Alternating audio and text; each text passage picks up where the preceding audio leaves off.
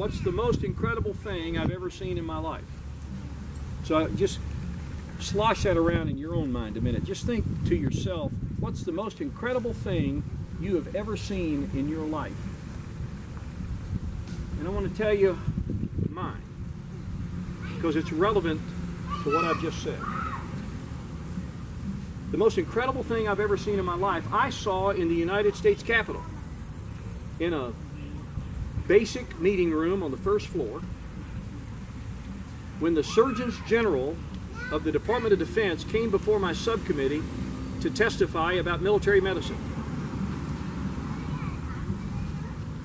And then Lieutenant General Patty Horoho, who happened to be the Surgeon General of the Army, was testifying. And she said, "Mr. Chairman, before I conclude my remarks, may I acknowledge the presence of Sergeant Brendan Morocco." Now, I'm at the left of the dais, and this guy she's talking about is right in front of me to you. And I noticed he's in a wheelchair, and his legs are gone up to here. And I mean, that caught my attention, and of course he's seated right in front of me. So when she acknowledges Brendan Morocco, I mean, I'm looking at it. She goes on. She says, on April the 9th or Easter Sunday, 2009, Sergeant Morocco was on patrol in Afghanistan and took an IED explosion that immediately killed his driver and simultaneously amputated both arms and both legs. Now, I looked at him and I thought, well, she's misspoken, because he clearly got his arm. And then she finished. She said, "Mr. Chairman, Sergeant Morocco is the first and only U.S. military soldier ever to survive double arm and or double hand transplant surgery."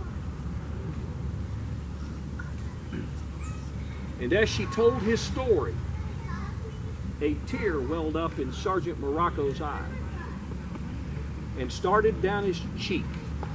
And that's when I saw the most incredible thing I have ever seen in my life. I watched Sergeant Brendan Morocco wipe away a tear using someone else's arm. What does that say about your country?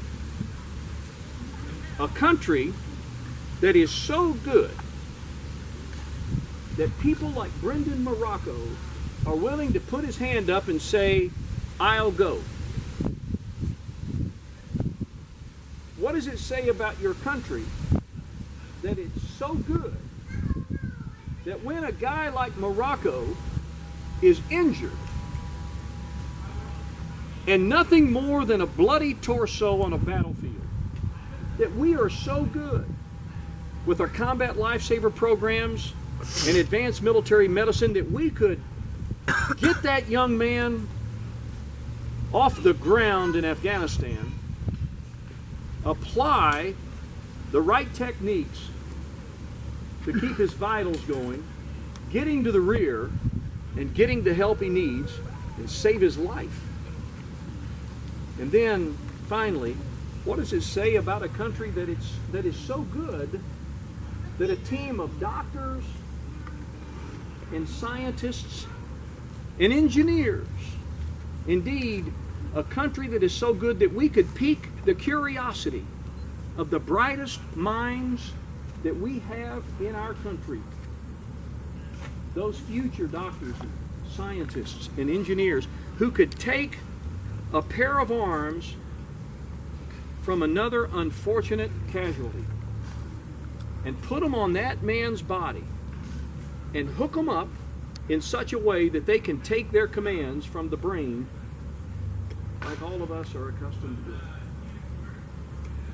That is how good your country is, and that is the country that is relying on you to do your best, to challenge yourself, to make sure that those two little kids over there, those three,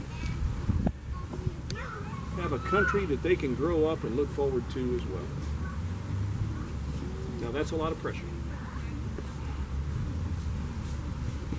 Once upon a time, Winston Churchill said that every single one of us are going to be figuratively tapped on the shoulder to do something profound and suited to our talent. What he meant was, you're going to be asked to do something incredibly important. And oh, by the way, you can do it. It's suited to your talent. He says, what a terrible, terrible hardship and tragedy it will be if at that moment in time you find yourself either unqualified or unprepared to seize what would have been your finest hour.